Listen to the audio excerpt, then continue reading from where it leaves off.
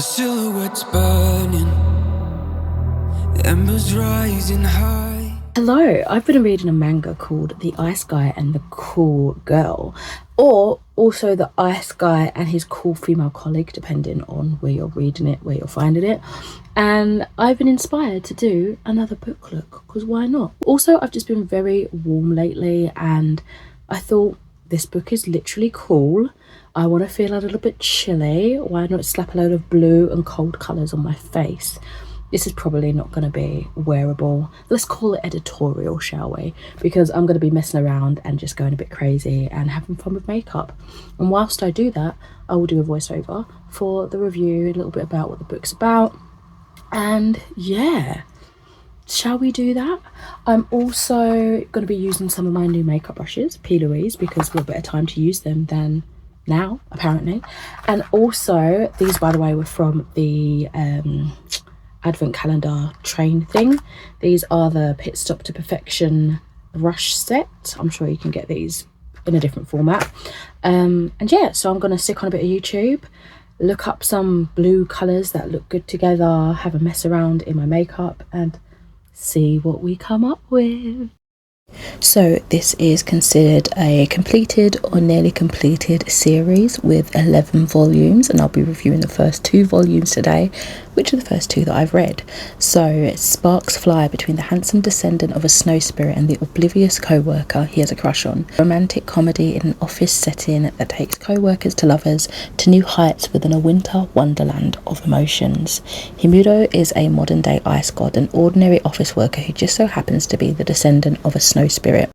He's also besotted with his co-worker, Futsuki, who's a little unusual herself. At first glance, the pair both seem to be calm, cool and collected, but beneath Himuro's icy good looks rages a passionate blizzard of love.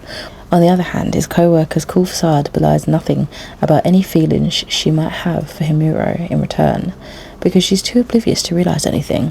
What's a snowman in love to do?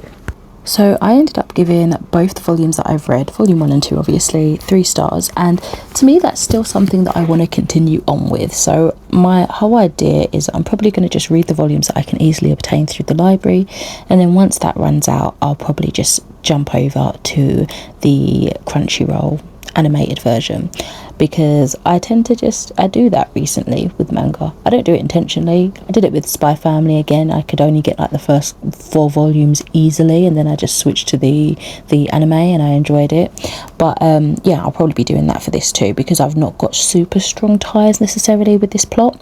That wasn't the same for Spy Family. I just wanted to watch the anime anyway. Anyway, I digress. So for volume 1, I did find it to be super cute, but it's going to sound like I've got a lot of complaints, so I do apologise in advance. I didn't think our main female character seemed to be super aloof to me. This whole idea of her being like standoffish and super cool, and him being awkward but also cool in his demeanour because he's literally an ice spirit, but they didn't seem super dramatically distant in that way. In fact, I thought she was sort of obvious in showing her feelings by the kind of things that she did for our male main character. She just seemed really sweet in that way, and I thought it was very clear that she at least liked him as a friend, you know. It was just nice of her, and it was almost like getting to know you, gentle, sort of slowly unfolding from office co-workers to friends and potentially more. The chapters were so short, so it was annoying when they kept starting off with my co-worker is a descendant from an ice spirit for the first 8 chapters. Like, girl, I know. I did assume it was probably adapted from a serial manga, and looking it up, I believe it was originally a web manga. I don't know if you still call it web comic in that case. I think it's a web manga, but it could have been edited to flow better as a continuous story for this traditional print. There wasn't much that made it more office based. It felt as if it could have easily been a high school romance, because the characters felt a little bit immature and flat. However, despite all my pickiness, this was really sweet, and I will continue on. Again, for the amount of volumes that I can easily obtain, it was nice to read about adult characters having a really sweet kind of unfolding of romance. Almost still feels like that first love, but for characters that are in an age demographic that I can relate to. That both made it sort of unrealistic at the same time, because it just, again, as I said, it could have been placed in a school with the same sort of vibes and maturity level of the characters. But it was nice to have something that was aimed at a slightly older audience, you know. It is a very gentle story, and I feel like it would probably work really well as an anime, so I would definitely be keeping my eyes out on checking that out. So on to volume 2. Again, same rating, but I really like the introduction of the descendant of a fox spirit and that budding romance, as well as the descendant of a phoenix. But I feel like if they've got the powers and the vibe, then surely at this point they're just that magical creature, right? We can drop the descendants bit, I mean, I think. And it felt like it did that more so in volume 2, so that was nice. I guess they edited it out more, or they just didn't originally put that in as frequently, because I think by that point in the story you get it. But anyway, this was super cute, and I loved seeing the friendship develop, and the addition of the new office colleagues and other departments as well, added to the mix with their quirky personalities. I feel like this could be one of those worlds where every couple could have an adorable spin-off, and yes, that would get tiresome rather quickly, but say if they were like short story collections or something like that, I think it would be so adorable.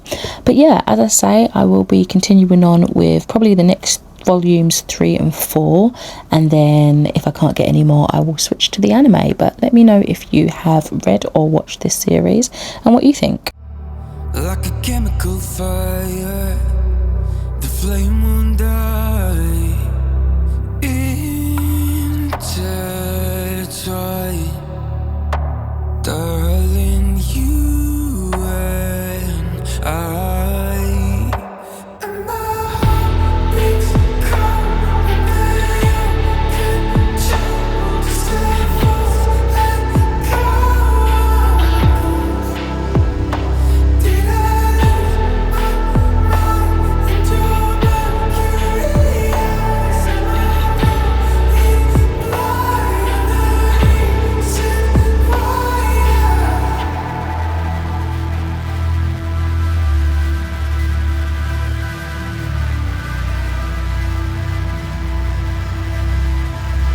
Barely scratching the surface. This obsession of mine.